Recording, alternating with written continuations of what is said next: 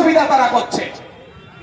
আজকে আমরা এই জায়গায় দাঁড়িয়ে केंद्र सरकार जुमलाबाजी सरकार पहले 2014 के पहले बहुत कुछ बोला था, जब हम सत्ता में आएंगे 1 रुपया दोगे तो $1 मिलेगा। आज के दिन में हम लोग 1 रुपया दे रहे हैं, उसके बाद $1 मिल रहे, लेकिन 2014 में सिर्फ 60 रुपया देने से $1 मिलता था। लेकिन आज के दिन में कितना देश पीछे जा रहा है।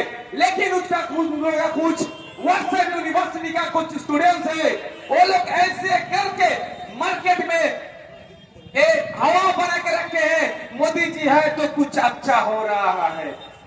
लेकिन असल में क्या हो रहा है, 2014 में 10 ग्राम गोल्ड का दाम था सिर्फ 28,000 रुपए, 28,000, और आज के डेट में आज 10 ग्राम गोल्ड का दाम है 1,28,900 कुछ, मतलब 1,00,000 मतलब 1,00,000 रुपए 2014 और 2025, इस बीच में 9 साल के अंदर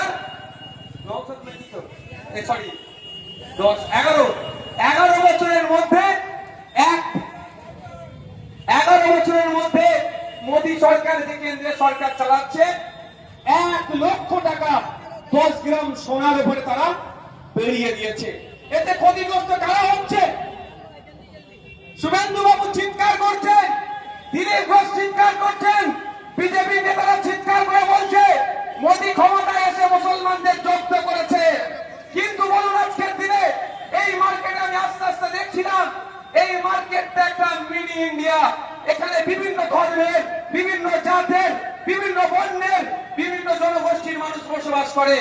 এখানে প্রচুর দোকানে দেখছিলাম মানুষজন বেরিয়েছে, তাদের মার্কেটিং করছে। আর হিন্দু সমাজের মা বোনেরা, বাপ ভাইয়েরা বেরিয়েছেন খাস করে, তারা একটু তাদের ধর্মীয় রীতি অনুযায়ী একটু সোনা চাঁদি কিনবে। কিন্তু তার দাম কোন জায়গায় পৌঁছেছে? গত রাত্রে একটা ফেসবুকে পোস্ট দেখছিলাম, যে পোস্টে একজন সোনার দাম এত বেড়ে গিয়েছে, এটাকে একটু মিমিক্রি করে পোস্ট করেছে, এবারে আমাদের আর সোনা কিনা হবে না, ওই ঝাড়ুটাই এবারে কিনতে হবে।